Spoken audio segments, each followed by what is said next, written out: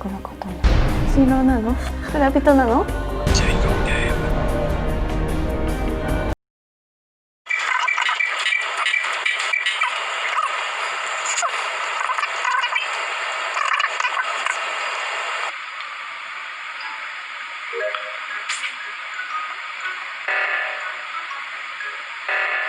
Kalau misalnya orang biasanya aktor. Assalamualaikum warahmatullahi wabarakatuh sobat. Hai guys, kembali lagi kita pada acara KSWI. Nah, pada kesempatan kali ini KSWI mengambil tema games. Nah, judul yang kita angkat kali ini adalah The Labyrinth. Nah, kira-kira seperti apa ya The Labyrinth itu? Penasaran? Nah, sebelumnya udah pada tahu saya belum? Perkenalkan, saya Anggun Maulina. Pada kesempatan kali ini saya menjadi host pada acara kali ini. Sebelum itu, saya akan membacakan susunan acara pada pagi hari ini. Yang pertama adalah pembukaan, yang kedua adalah tilawah, yang ketiga adalah pembicara, yang keempat pemateri 1, yang kelima adalah video MMC, yang keenam materi 2, yang ketujuh tanya jawab, yang kedelapan personal session KSWI, yang kesembilan pembacaan doa, dan yang ke-10 adalah closing acara.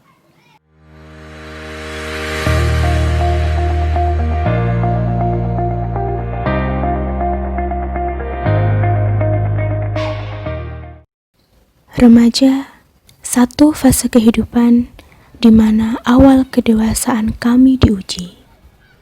Remaja, di mana 20% jumlah kami dari populasi menentukan 100% masa depan sebuah bangsa. Inilah kisah kami, kisah yang baik dan kisah yang buruk. Saudara, prestasi besar bisa dilahirkan di mana saja. Dari dalam gubuk berlantai tanah di Dusun Dualas Angon Sayan, Sampang, lahir juara Olimpiade Sains Nasional bidang astronomi. Sejak ayahnya meninggal, ibunya bekerja sebagai penjual ikan keliling, namun berhasil mendidik sang anak menjadi pandai dan berprestasi di tingkat nasional dan regional. Kemenangan ini bukanlah milikku sendiri. Ada doa ramah dari surga, ada peluk dan peluk ibu senantiasa, ada kesabaran guru-guru yang membimbing tanpa putus asa. Ada sosok inspiratif juara Olimpiade yang membagi gelora lewat kemenangannya. Juga ada kegagalan-kegagalan hidup yang menempa mentalku agar tak kenal putus asa.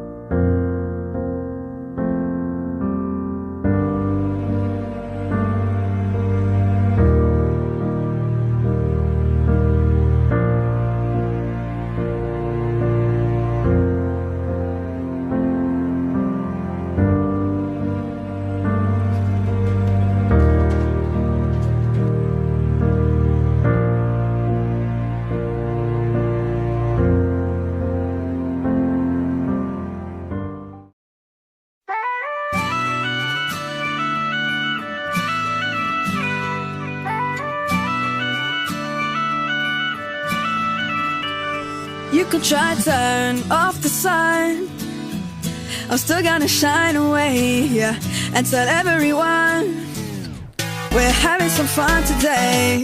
We can go wherever you wanna and do whatever you like. Let's just have a real good time. Assalamu alaikum, alaikum, yeah. Assalamu alaikum, alaikum, yeah. Assalamu alaikum, alaikum.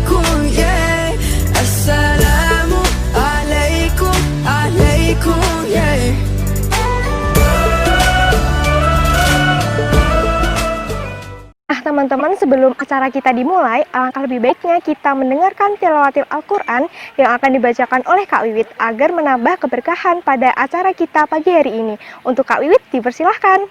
Assalamualaikum warahmatullahi wabarakatuh. A'udzu billahi minasyaitonir rajim. Bismillahirrahmanirrahim. Kuntum khaira ummatin ukhrijat lin-nasi ta'muruna bil ma'rufi wa tanhauna 'anil munkari wa tu'minuna billah. Walau amana ahlul kitabi lakana khairal lahum minhumul mu'minuna wa aktsaruhumul fasikun. Aku berlindung dari godaan setan yang terkutuk dengan menyebut nama Allah yang Maha Pengasih lagi Maha Penyayang. Kamu umat Islam adalah umat terbaik yang dilahirkan umat manusia, karena kamu menyuruh berbuat yang ma'ruf dan mencegah dari yang mungkar dan beriman kepada Allah. Sekiranya ahli kitab beriman, tentulah itu lebih baik bagi mereka. Di antara mereka ada yang beriman, namun kebanyakan mereka adalah orang-orang yang fasik. Wa man ahsanu qawlan mimman da'a illallah wa 'amila shalihan wa qala inni minal muslimin. Dan siapakah yang lebih baik perkataannya daripada orang yang menyeru kepada Allah dan mengerjakan kebajikan dan berkata, sungguh aku termasuk orang-orang muslim yang berserah diri. Shadaqallahul azim. Maha benar Allah dengan segala firman-Nya. Nah, alhamdulillah ya teman-teman, kita sudah mendengarkan tilawah yang dibacakan oleh Kak Wiwit. Semoga dengan itu menambah keberkahan pada acara kita kali ini. Nah, tadi kan sudah ditampilkan ya video profil KSWI. Nah, kalian penasaran nggak sama pemateri kita? Kita ada 2 pemateri. Yang pertama adalah Kak Rina Enjang. Yang kedua adalah Kak Desi Fatmawati. Nah, yuk kita kenalan sama pembicara kita.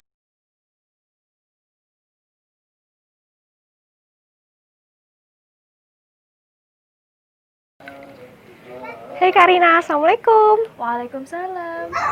Hari ini pada acara ini kita membahas bela diri. Nah, kira-kira menurut Kak Rina bela diri itu seperti apa sih? Baik, pembahasan kali ini kita akan berbicara tentang game dan bagaimana game menjadi labirin yang membuat kita susah keluar dari labirin tersebut. Jadi Kak Rina mau tanya nih, kira-kira game itu udah ada dari zaman dahulu apa baru masuk ke abad 20 ini? Oke, tadi Kak Anggun kan udah bertanya tentang awal mula game itu seperti apa. Nah, game diciptakan pada tahun 1950-an ketika ilmuwan komputer mulai merancang permainan sederhana sebagai penelitian atau sebatas rekreasi.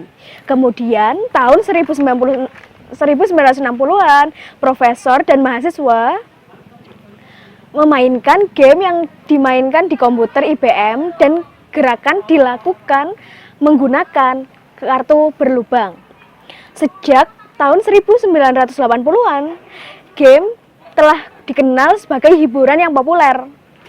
Video game, arcade, dan konsol berkembang bersamaan dengan grafik pada komputer. Komputer diperkenalkan kepada masyarakat. Zaman keemasan video game arcade dari 1978 hingga 1982. Game arcade ini merupakan kotak besar yang dioperasikan dengan koin. Biasa kita jumpai sekarang di mall. Dari pembahasan yang Kak Rina sampaikan tadi, jadi game itu tujuannya hanya untuk bersenang-senang atau ada tujuan lain? Jadi sebenarnya tujuan game hanya untuk sebatas hiburan, tapi bisa menghasilkan uang. Jadi di zaman sekarang, game menjadi hiburan yang dikomersilkan. Mari kita cermati data dari Newzoo tentang top reason for playing game atau alasan main game. Yang pertama, pelarian dari kehidupan sehari-hari mencapai 39% untuk game online dan 35% untuk game offline. Yang kedua, untuk mengisi waktu luang sebesar 36% untuk game online dan 45% untuk game offline. Dan yang ketiga, sekedar menjelajah di dunia game mencapai 23% game offline dan 32% game online. Biasanya para gamers melakukan bermain game ketika sendiri mencapai 11 sampai 12%, bahkan dengan adanya orang tua pun memainkan game dengan 15 sampai 20%, dan untuk usia dewasa bersama atau tanpa anak 16 sampai 17%. Terakhir nih Kak Rina, kan kebanyakan tuh ya game itu dimainkan sama cowok. Apakah cewek juga itu berpotensi untuk bermain game online? Memang dulunya game identik dengan laki-laki. Namun seiring berkembangnya zaman, presentasi gender memainkan game hampir seimbang. Kebiasaan nge-game secara terus-menerus bisa melahirkan kecanduan. Apabila seseorang telah kecanduan, maka dia cenderung memprioritaskan nge-game daripada aktivitas sehari-hari lainnya, seperti makan, tidur. Ketika kecanduan ini tidak terpuaskan, maka seseorang bisa merasakan depresi, marah, tidak mood dalam melakukan hal sehari-hari. Dari game itu kita memicu dopamin yang berlebihan. Apa itu dopamin? Dopamin adalah zat kimia otak yang bertugas mempengaruhi emosi, gerakan, dan sensasi kesenangan. Gangguan kecanduan game, seorang tersedot ke dunia game yang tidak ada ujungnya, seperti dia berada di labirin, tidak tahu petunjuk untuk keluar dari labirin tersebut. Nah, nanti udah kecanduan seperti ini, maka sempatkah kita untuk membaca buku ketika game lebih menarik? Sempatkah kita beribadah ketika game lebih diutamakan? Sempatkah kita membaca Al-Quran ketika game menjadi obsesi? Sempatkah kita bersosialisasi ketika game membangun circle virtual? Teman-teman tahu nggak? Global Game Market mencatat pada tahun 2018 51% dari game mobile atau dari HP dan tablet mendapat keuntungan 70,3 miliar dolar atau 1 triliun rupiah. Sedangkan pada platform PC keuntungan mencapai 32,9 miliar dolar setara dengan 493 sekian miliar rupiah. Sedangkan pada platform konsol mencapai keuntungan 34,6 miliar dolar atau setara dengan 519 miliar rupiah. Bayangkan, banyak banget ya teman-teman, industri game mendapat keuntungan dari kita yang cuma main game seharian. Industri game mendapat untung, lantas para gamers yang memain games seharian dapat apa? Nampaknya dapat negatifnya deh ya, menyia-nyiakan waktu, lupa untuk tidur, lupa untuk makan. Bahkan para gamers rela membeli item yang mahal. Bahkan teman-teman, sekarang itu kecanduan game juga sudah ada gangguan mentalnya. WHO menyebutnya dengan gaming disorder. Namanya di komersil, pasti pengen untung. Bagaimana agar untung? Durasi waktu main game meningkat. Bagaimana bisa meningkat? Industri game selalu berinovasi, membuat game menjadi lebih bagus dan lebih menarik. Kemudian dampaknya kepada candu. Agar ketika selesai main game, akan kembali main lagi, dan lagi, kemudian mengajak orang lain untuk main game. Kalau sudah candu, harga berapapun akan dibayar, meskipun tidak punya uang, tidak punya waktu, bahkan tidak punya tenaga. Bisa kita lihat dengan data di samping, 94% gamers menghabiskan uang untuk membeli item game. 71% netizen menonton konten video tentang game. Top 3 genre per platform. Pada game mobile, genre yang paling favorit para gamers adalah strategi mencapai 34%, MOBA atau multiplayer online battle arena 32%, action atau adventure 26%. Sedang platform konsol, game top 3 genre adalah Battle Royale 34%, Racing mencapai 32%, dan strategi 30%. Sedangkan PC game mencapai MOBA 30%, strategi 30%, dan shooter 27%. Global game market pada tahun 2018 mencapai 51% dari game mobile atau HP dan tablet mendapat keuntungan setara dengan 70,3 miliar dolar atau 1 sekian triliun rupiah. Platform PC mendapat keuntungan 32,9 miliar dolar atau setara dengan 493 sekian miliar rupiah. Sedangkan platform konsol mencapai 34,6 miliar dolar atau setara dengan 519 miliar rupiah. Industri game mendapat keuntungan dari para gamers yang intensitas main game berjam-jam sehari. Lantas kalau kita sebagai gamers dapat apa? Sepertinya kita dapat dampaknya seperti menyia-nyiakan waktu, lupa tidur, lupa makan, hanya demi main game, rela beli item yang mahal. Bahkan teman-teman tahu nggak, sekarang ada gangguan mental efek dari main game atau kecanduan game. WHO menyebutkan dengan gaming disorder. Dari yang saya uraikan panjang dan lebar tadi, dominasi game dalam hidup adalah masalah.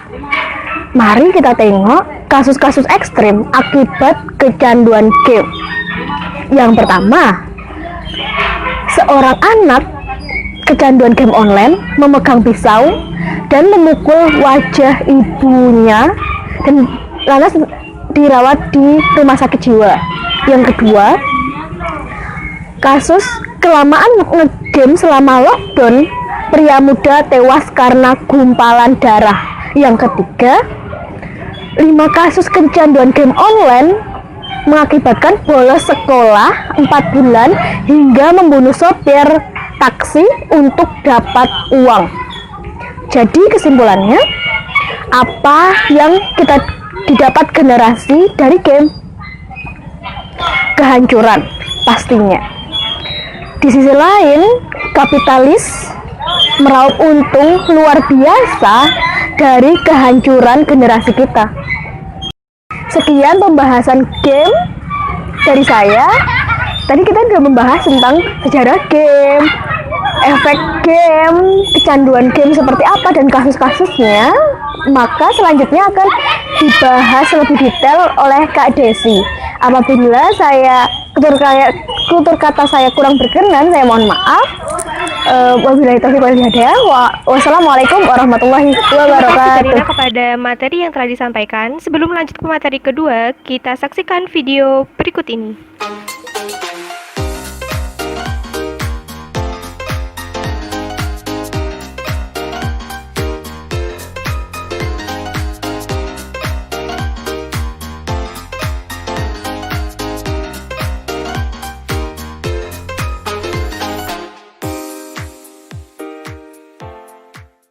Assalamualaikum Sobat Muslimah.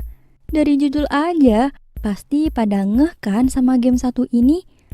Yap, game Among Us yang dirilis oleh developer Innoslot pada tahun 2018 ini menjadi ramai dibicarakan. Game ini mencatat peningkatan unduhan hingga 661% sob, atau setara dengan 18,4 juta per 20 Agustus 2020. Wadidaw, banyak banget nih. Singkat cerita ya, game ini adalah permainan yang mengajarkan kita untuk waspada karena tidak ada yang bisa dipercaya. Di game ini ada crewmate, yakni teman seperjuangan, dan ada impostor, yakni penjahat yang sedang menyamar menjadi crewmate. Di dalamnya terdapat aksi saling tuduh sob, saling menyalahkan, berbohong, hingga mengeksekusi pemain yang diduga sebagai penjahatnya. Udah, jangan pusing dulu lah. Banyak YouTuber gaming yang main game ini di channel mereka. Terlepas dari viralnya game ini, ada hal yang patut kita khawatirkan nih. Di masa pandemi begini, pemain game online ternyata meningkat hingga 75%. Coba cek HP kalian deh, ada berapa banyak gamenya? Jangan-jangan banyak juga nih. Waduh, game memang sangat adiktif ya sob. Kayak game Among Us ini, bikin pemainnya mau main lagi, dan main terus. Kalau kata gamer sih, game itu hiburan di kala bosan. Tapi sob, game itu ibarat racun berbalut madu loh. Meski game begitu menghibur, ternyata menyimpan banyak sekali dampak negatif buat pecandu game. Game online menjadi faktor besar dalam merusak moral, mental, dan sosial generasi. Hah? Bagaimana bisa? How can? Pengamat pendidikan dari Universitas Multimedia Nusantara, Doni Kusuma mengatakan bahwa sebagus apapun gamenya, dia tetap bisa menjauhkan generasi dari dunia nyata dan interaksi sosial. Meski ada game yang bisa berinteraksi secara online, seperti game Among Us ini, tetapi pada hakikatnya, game tetap bisa merusak kehidupan sosial generasi muda. Apalagi juga nih, seperti Among Us ini sob, yang malah ngajarin kita untuk selalu curiga, was-was, fitnah sana-sini, berbohong, hingga mengkhianati teman. Bukan gak mungkin lagi kan, kalau kebiasaan di game perlahan-lahan akan terbawa ke kehidupan nyata nih. Too much poison di dalam game sob, banyak racunnya. Bahkan di tahun 2018 nih, WHO sampai menetapkan kecanduan game tuh sebagai gangguan mental. Gak cuman itu ya, fakta game seperti ini malah bikin anak-anak jadi malas dan alhasil suka rebahan. Berkutat sama game tanpa batas waktu. Waktu pun jadi terbuang percuma. Padahal seharusnya tuh waktu dipakai untuk memperbaiki diri dari kekurangan. Entah itu kurang pahamnya kita dengan pelajaran di bangku sekolah maupun kuliah, atau kurangnya kita dalam berislam. Kalau ditanya nih, lebih banyak mana? Waktu untuk main game atau waktu untuk belajar Islam ya? Dari Abu Hurairah radhiyallahu anhu, dari Nabi SAW, beliau pernah bersabda, di antara kebaikan Islam seseorang adalah meninggalkan hal yang tidak bermanfaat. Hadis riwayat Tirmizi. Tetapi di negara yang menganut kapitalisme ini sob, apapun yang mendatangkan untung pasti akan dipertahankan nih. Banyaknya pengguna game membuatnya menjadi lahan bisnis yang bisa meraup keuntungan besar. Negara yang punya wewenang untuk melarang game perusak moral dan mental generasi ini pun malah membebaskannya sob. Islam benar-benar tak lagi menjadi tolak ukur, tapi kapitalisme, demokrasi, kebebasan, Individualisme menjadi ide yang didewakan. Meski merusak, yang penting untung deh. Apalagi yang menjadi targetnya adalah millennials, generasi yang kelak akan memimpin perubahan. Waduh, apa jadinya kalau generasi muslimnya justru sibuk mengisi waktu dengan hal yang sia-sia dan merusak seperti ini? Berbeda dengan Islam, di mana penguasa harus menjadi pengurus dan pelindung umat, termasuk dalam melindungi umat dari kerusakan akal. Dan hal ini hanya mungkin terjadi dengan penerapan syariah Islam secara kafah di bawah naungan khilafah. Perlu dicatat nih sob, bahwa Islam tuh gak akan anti dengan teknologi mutakhir. Malahan nih, menurut sejarah, Islamlah pelopor perkembangan teknologi dunia. Cuma beda dong dengan zaman sekarang. Dalam Islam tuh, perkembangan teknologi selalu sejalan dengan pelaksanaan hukum syara. Mulai dari untuk ibadah, muamalah, hingga dakwah dan jihad. Termasuk juga game. Permainan tuh ada di masa Islam. Tetapi kontennya selalu positif dan mencerdaskan. Konten game bakalan dibuat untuk mendukung proses pendidikan sob. Jadi, perkembangan teknologi tetap berdasarkan keimanan untuk kepentingan agama. Nggak kayak sekarang, makin maju teknologi malah makin buyar aja generasinya. Sobat, sebagai seorang muslim tuh, kita harus menggunakan teknologi untuk hal yang sejalan dengan hukum syara ya. Seoptimal mungkin kita gunakan teknologi untuk menyebarkan ajaran Islam kafah ke tengah-tengah umat. Jangan malah buang waktu dengan main saling bunuh di game online. Sobat bisa nih, aktif share video-video MMC ke semua medsos kalian. Ajak kawan-kawan kita untuk ikut mengambil alih teknologi dengan memanfaatkannya untuk menyebarkan Islam ya. Wassalamualaikum warahmatullahi wabarakatuh.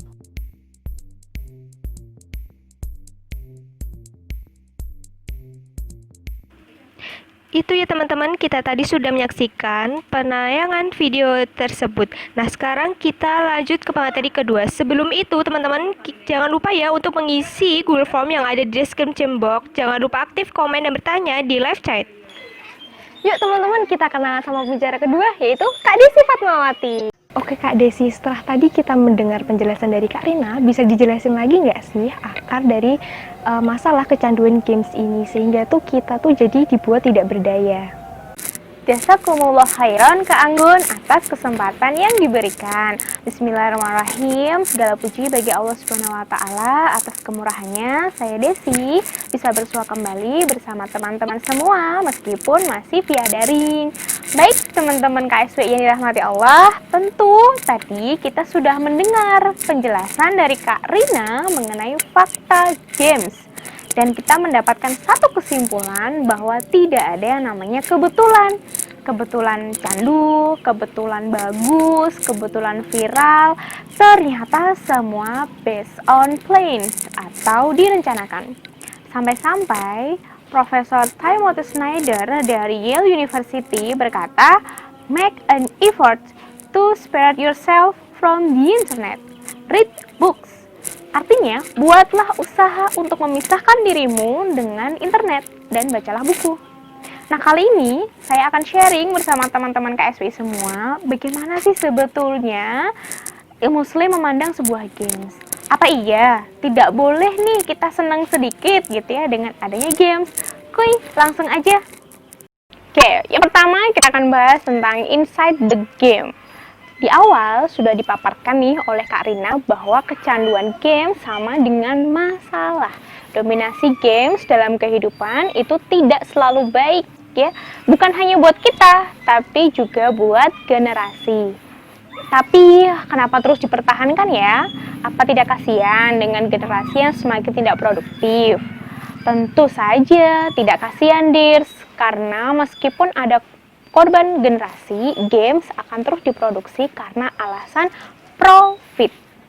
Nah, ini harus disadari betul loh sama kita semua. Meski kita sendiri nih bisa mengendalikan hidup kita terkait dengan games, tapi belum tentu orang-orang di luar sana. Imunitas kita akan games akan selalu diatasi oleh pelaku industri games akan terus berinovasi. berinovasi bagaimana caranya agar kita menyerahkan hidup kita pada games. Tentu kita masih ingat dong kasus warnet zaman sekarang yang sudah bertransformasi menjadi game center. Nah, di Sobat KSWI, perhatikan baik-baik data di slide samping ya. Wow, share market games di Indonesia tahun 2018 mencapai 1,1 billion dollars atau setara dengan 1,65 miliar. Fakta menarik lainnya nih, ada Google, Apple yang bertandang sebagai 10 perusahaan games dengan penghasilan terbesar. Wah, selama ini kita hanya melihat Google sekedar sebagai search engine, atau Apple sekedar menjual iPhone, atau nih yang terdepan Tencent. Banyak dari kita yang mengira bahwa pendapatannya hanya berasal dari Shopee. Dan tahukah sobat, di masa pandemi ini games itu tumbuh pesat dengan kenaikan revenue sebesar 79% yield on year. Ya. Jadi, teman-teman KSWI beneran nih mau nerusin main games? Apa tidak sayang sama hidup kita yang disedot produktivitasnya? Kuy, alihkan energi, harta, dan waktu kita untuk bela Islam saja kalau gitu. Lalu nih Kak Desi, bagaimana sih kiat-kiat agar kita itu terlepas dari game selamanya? Nah, emang nggak bisa dibantah sih, sobat, bahwa meninggalkan games, apalagi nih kalau kita sudah punya jam tayang yang panjang banget, itu bakalan susah, pasti susah. Udah terlanjur menjadi pemain game garis keras. Nah, ini saya mau bagi-bagi insight dari buku Atomic Habits karya James Clear. Nah, dia bilang kalau kebiasaan buruk itu termasuk main games nih, sebetulnya adalah manifestasi dari tidak dipenuhinya dengan benar sebuah naluri. Kasusnya untuk games adalah naluri akan kebutuhan eksistensi, atau dalam bahasa Arabnya gorizatul bako. Nah, ketika eksistensi kita nggak terpenuhi dengan benar, atau kalau bako kita tidak diakui, kita dianggap nggak ada, kita dianggap nggak berprestasi, nah kita itu secara alami nih nyari jalan untuk memenuhi kebutuhan itu. Akhirnya kita itu mendatangi dunia di mana dunia itu menganggap kita ada atau setidaknya menganggap kita berprestasi. Nah, sayangnya secara alami manusia itu bakal mencari jalan yang paling mudah, dan games menawarkan kemudahan itu sob. Semu tapi. Nah, teman-teman, tadi kita sudah mendengar nasihat James Clear mengenai sebuah habit yang di sini adalah main games ya. Kita harus memenuhi naluri Gorisa Bako tadi dengan pemenuhan yang benar. Nah, bagaimana caranya pemenuhan yang benar? Maka kita harus memilih dulu rules basic kehidupan yang benar dulu. Nah, di era modern kita diperkenalkan ada dua jenis basic rules dalam kehidupan ini. Yang pertama based on libertarian, dan yang kedua adalah based on syariah Islam.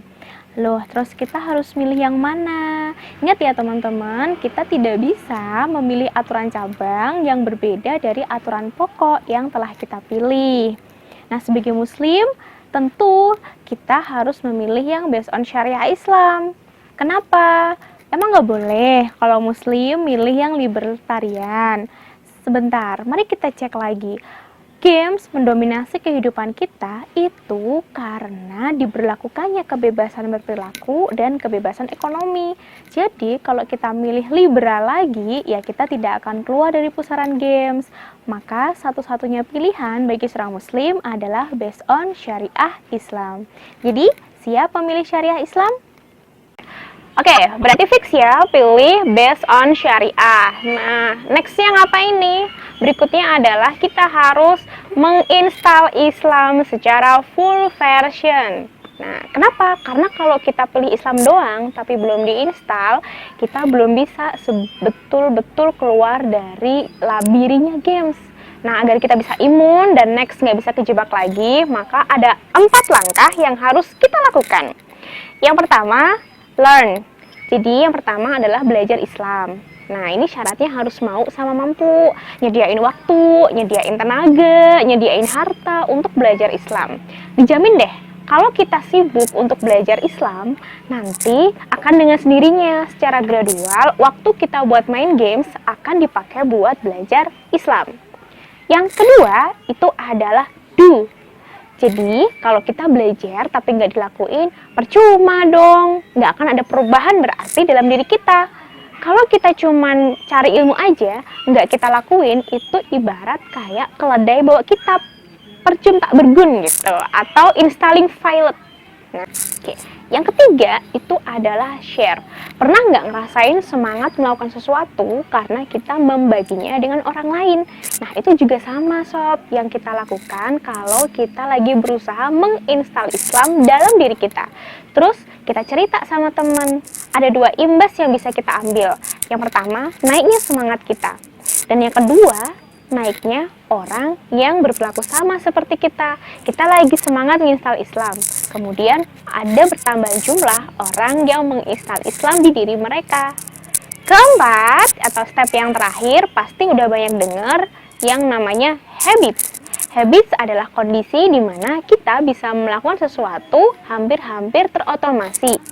Nah, ini menyenangkan banget kalau misalnya learn to share itu sudah menjadi kebiasaan kita. Jadi, ibadah kepada Allah itu rasanya enteng banget. Meninggalkan games itu rasanya enteng banget. Lakukan 4 ini untuk melengkapi tutorial installing Islam Full Version. Jadi, udah siap sekarang installnya? Nah, bener banget Kak Anggun, sebagai muslim kita itu nggak cuman bagus aja. Tapi, apalagi ya, ini bagusnya tuh buat diri sendiri, nggak cuman itu. Tapi seorang muslim itu harus jadi good to great. Bagus menjadi luar biasa. Nah, setelah berhasil menginstal 4 step tadi ya, Islam Full Version, kita juga harus melakukan 1 step tambahan, yaitu don't do it alone. Jangan melakukan semua hal itu sendirian. Kenapa? Karena kalau kita sendirian, yakin deh invasi games itu bakalan tidak berhenti di kehidupan kita, maka kita perlu bikin benteng bareng-bareng, ya. Terlebih, ya, James Clear dalam bukunya Atomic Habit itu mengatakan bahwa motivasi itu hanya menyumbang sedikit sekali pada perubahan perilaku. Perubahan perilaku lebih banyak dipengaruhi oleh lingkungan. Maka penting banget nih kita kerja bareng-bareng, berubah bareng-bareng ke arah yang lebih baik. Nah, kali ini saya akan bercerita mengenai sebuah kisah heroik yang spektakuler di kalangan kaum muslimin, hasil dari kekuatan don't do it alone. Ya, siapa yang tidak kenal terhadap Muhammad Al-Fatih yang menaklukkan Konstantinopel pada tahun 1453 Masehi. Nah, Sultan Muhammad Al-Fatih itu bisa menaklukkan Konstantinopel itu tidak sendirian.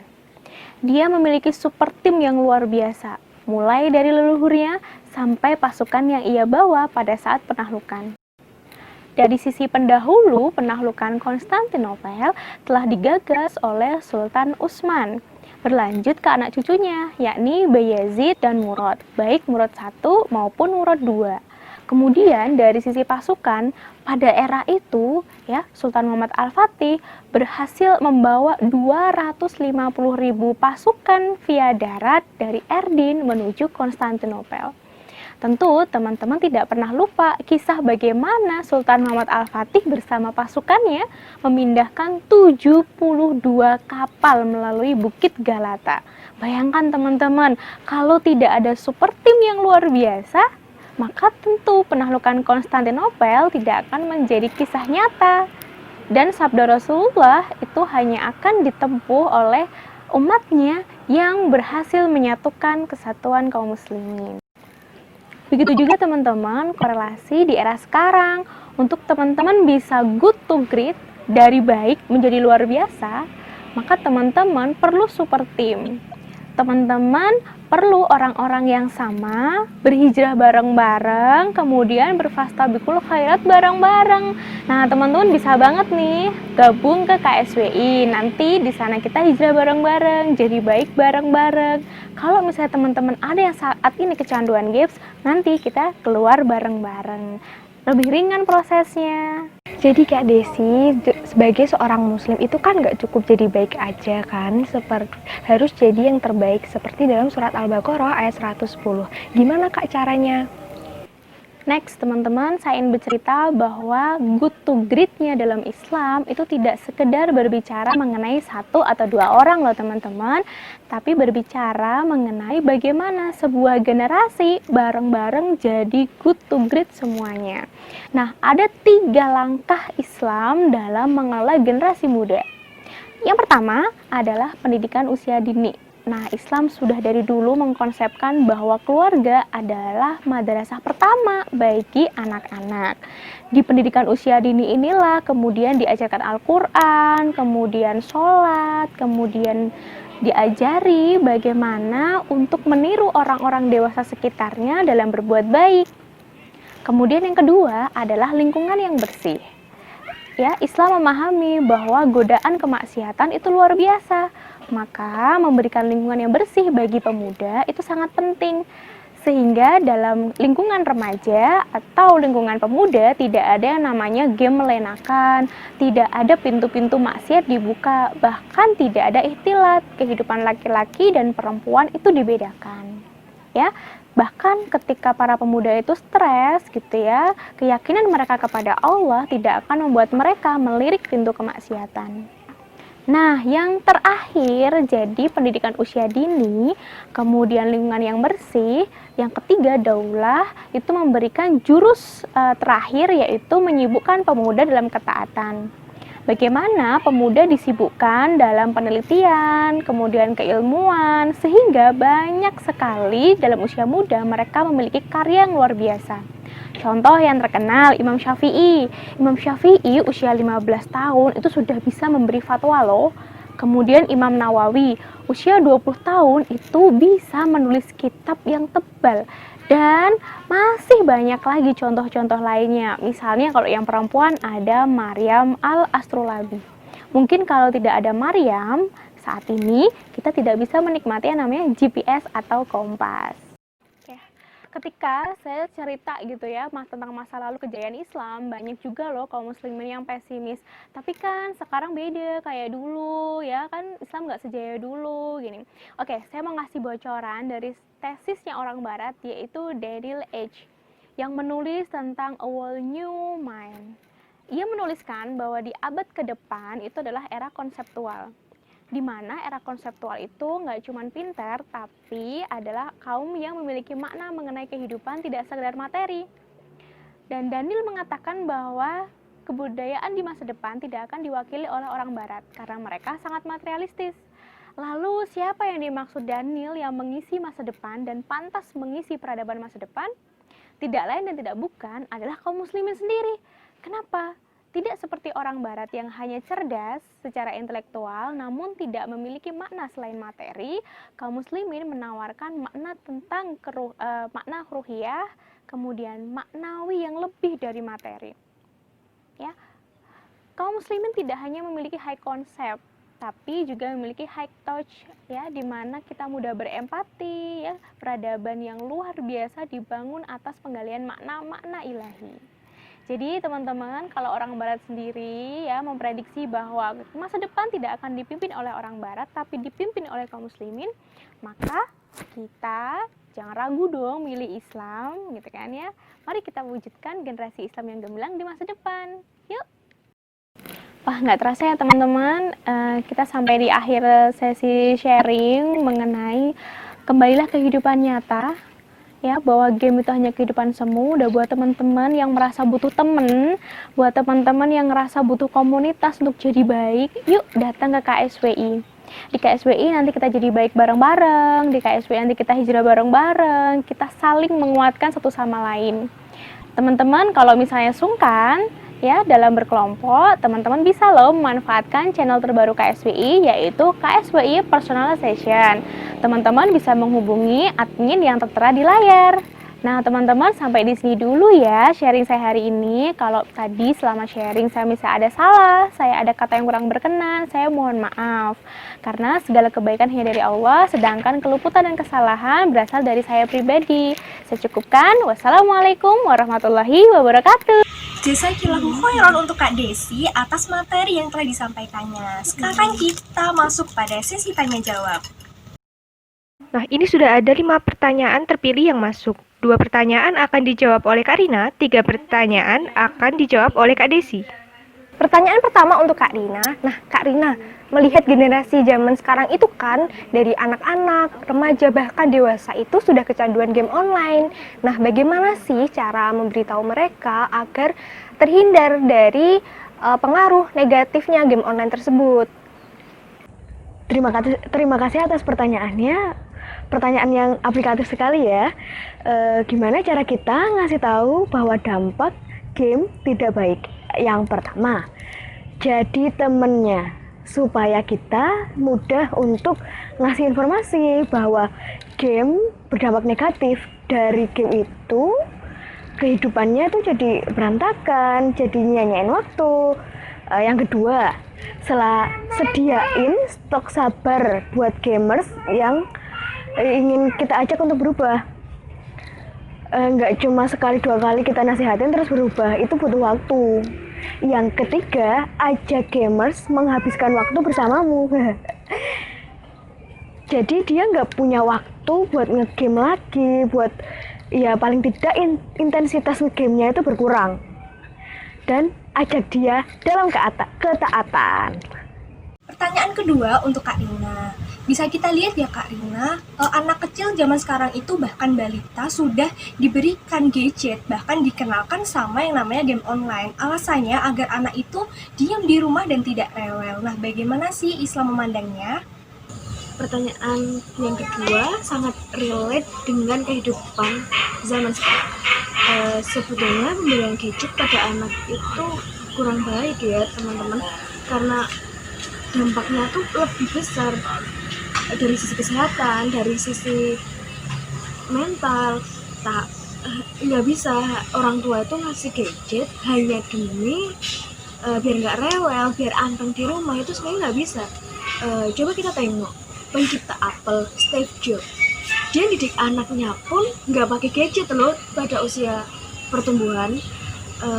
Contoh dalam kehidupan seharian Steve Jobs itu pada sesi makan bersama pun nggak ngasih yang namanya gadget, dan anak-anaknya juga nggak dikasih gadget pribadi sebelum usia 14 tahun.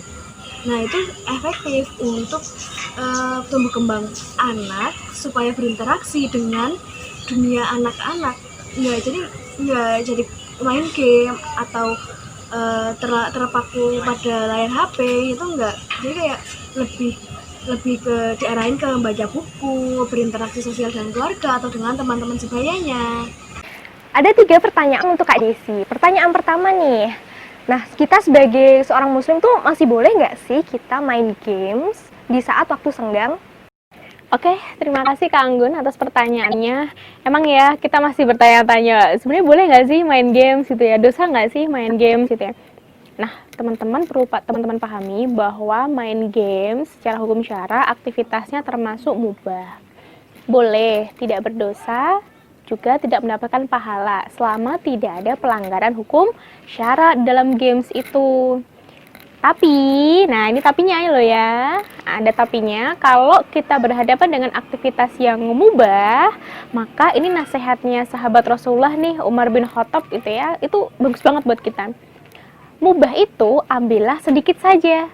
Misalnya ada 10 kemubahan, maka ambillah 1. Jadi main games itu aktivitas mubah, tapi jangan banyak-banyak ya. Pertanyaan yang kedua, terus bagaimana nih sama orang-orang yang menggantungkan hidupnya pada games dengan alasan sebagai pekerjaan? Kak Anggun, ini pertanyaan susah banget ini. Jadi kalau tadi berkaitan dengan main games, nah sekarang bagaimana sih kalau misalnya seseorang berprofesi atau mendapatkan penghasilan dari games? Nah ini saya bacakan kaidah usul fikih ya, kaidah usul fikih mengenai sebuah kemubahan gitu ya. Setiap perkara di antara perkara-perkara mubah jika mengandung mudorot atau bahaya atau mengantar kepada kemudorotan atau bahaya, maka perkara mubah itu diharamkan. Sedangkan perkara itu tetap dalam hukum kemubahannya. Nah, atas dasar ini, teman-teman, semua pekerjaan yang diduga kuat menjatuhkan seseorang pada perbuatan-perbuatan yang haram, merusak akhlak, menimbulkan mafsadat bagi masyarakat, akan mengikuti hukum haramnya, gitu. Maka kalau kita udah terlanjur masuk gimana? Maka kita berupaya untuk keluar dan mencari pekerjaan yang lebih halal, gitu ya. Pekerjaan yang halal, pekerjaan yang tidak merusak di masyarakat. Insya Allah kalau kita berupaya gitu ya, berupaya untuk meninggalkan dari apa-apa yang Allah haramkan, dari apa-apa yang tidak Allah sukai, Allah akan membukakan jalan. There is a will, there is a way. Pertanyaan yang ketiga, bagaimana sih kita sebagai seorang muslim menanggapi terhadap keberadaan game online tersebut? Gimana nih? Wah, Kak Anggun nih ngasih pertanyaannya ini luar biasa ya, pertanyaan dari peserta gitu. Ini kalau misalnya nih Kak, kita nggak kecanduan games, kita nggak main game, terus bagaimana sebetulnya sikap kita terhadap games atau dominasi games yang ada hari ini gitu. Nah, ada dua sih sebenarnya. Yang pertama adalah cuekin aja. Jadi kalau ada game semenarik apapun, apalagi game itu dari developer orang non-muslim gitu ya, dan melalaikan kita, maka cuekin aja. Cuekin aja kalau games-games itu datang menginvasi kita melalui iklan-iklan di sosial media. Nah, yang kedua adalah, tapi kan aku juga pengen nih ngajak temanku nggak main games juga. Maka berarti kita bikin teman kita, teman-teman kitanya itu sibuk dalam ketaatan. Hanya dua itu sih caranya gitu loh. Jadi nggak bisa kita misalnya hancurkan gamesnya gitu ya, ya tidak bisa serta-merta kayak gitu juga. Maka sikap kita sebagai kaum muslimin, langkah praktisnya ya dua tadi. Yang pertama cuekin aja, yang kedua ajak teman sibuk dalam ketaatan. Jadi nggak sempat main game gitu Kak. Alhamdulillah sudah terjawab 5 pertanyaan terpilih tadi. Nah, bagi teman-teman yang belum bertanya atau pertanyaannya belum terjawab, bisa cek di live chat. Jangan khawatir, semua pertanyaan akan dijawab oleh pemateri di live chat. Dan jangan lupa untuk mengisi link Google Form di description box untuk mendapatkan salinan dokumen pemateri dan rangkuman sesi tanya jawab pada hari ini. Lanjut pada acara berikutnya adalah personal session KSWI. Nah, kira-kira apa sih itu personal session KSWI? Nah, untuk lebih lanjutnya kita saksikan pemaparan materi yang akan disampaikan oleh Kak Indri. Untuk Kak Indri, dipersilahkan. Assalamualaikum warahmatullahi wabarakatuh. Perkenalkan, nama saya Indri selaku koordinator KSWI. Dan untuk teman-teman ketahui bahwa saat ini KSWI mempunyai program terbaru bernama personal session. Apa itu personal session? Yaitu ruang layanan konsultasi gratis khusus muslimah yang akan dipandu oleh para tim khusus pendamping KSWI yang akan menyelesaikan solusi kamu berdasarkan sudut pandang Islam. Nah, bagi kamu yang merasa perlu untuk curhat, udah curhat kemana-mana tapi kok nggak dapat solusi, maka KSWI bisa jadi rujukannya. Nah, kenapa sih harus KSWI? Yang pertama bahwa layanannya gratis. Yang kedua, akan dibantu oleh tim khusus KSWI yang sudah berpengalaman menangani para remaja beserta dengan problem-problemnya.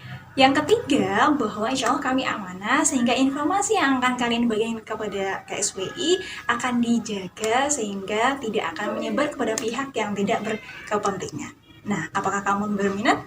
Jika berminat, maka silakan untuk menghubungi nomor tertera di samping. Demikian, wassalamualaikum warahmatullahi wabarakatuh. Nah, teman-teman, sebelum kita tutup acara pada hari ini, kita panjatkan doa terlebih dahulu. Untuk pembacaan doa akan dibacakan oleh Kak Wiwit. Untuk Kak Wiwit, dipersilahkan. Assalamualaikum warahmatullahi wabarakatuh. Marilah teman-teman kita tundukkan kepala sejenak. Bismillahirrahmanirrahim. Alhamdulillahirabbil alamin. Hamdan syakirin, hamdan naimin, hamdan yuafi ni'amahu wa yukafi mazidah. Ya Rabbana lakal hamdu wa lakal syukru kama yanbaghi li jalali wajhika wa adimi sultanika. Allahumma sholli ala sayyidina Muhammad wa ala ali sayyidina Muhammad. Lillahi ma fis samawati wa ma fil ard wa yang tubadu ma fi anfusikum aw tukhfuhu yuhasibakum bihillah wa yaghfiru liman yasha wa yu'adzibu man yasha wallahu ala kulli syai'in qadir. Amana rasulu bima unzila ilaihi min rabbihil wal mu'minun kullun amana billahi wa malaikati wa kutubi wa rusuli la tufarriqu baina ahadim min rusuli wa qalu sami'na wa ata'na ghufranaka rabbana wa ilaikal masyir. La yukallifullahu nafsan illa wus'aha, laha ma kasabat wa 'alaiha maktasabat. Rabbana la tu'akhidna in nasina aw akhtana. Rabbana wa la tahmil 'alaina isran kama hamaltahu 'alal ladzina min qablina. Rabbana wa la tuhammilna ma la taqata lana bi wa'fu 'anna waghfir lana warhamna anta maulana fansurna 'alal qaumil kafirin. Rabbana atina fid dunya hasanah wa fil akhirati hasanah wa qina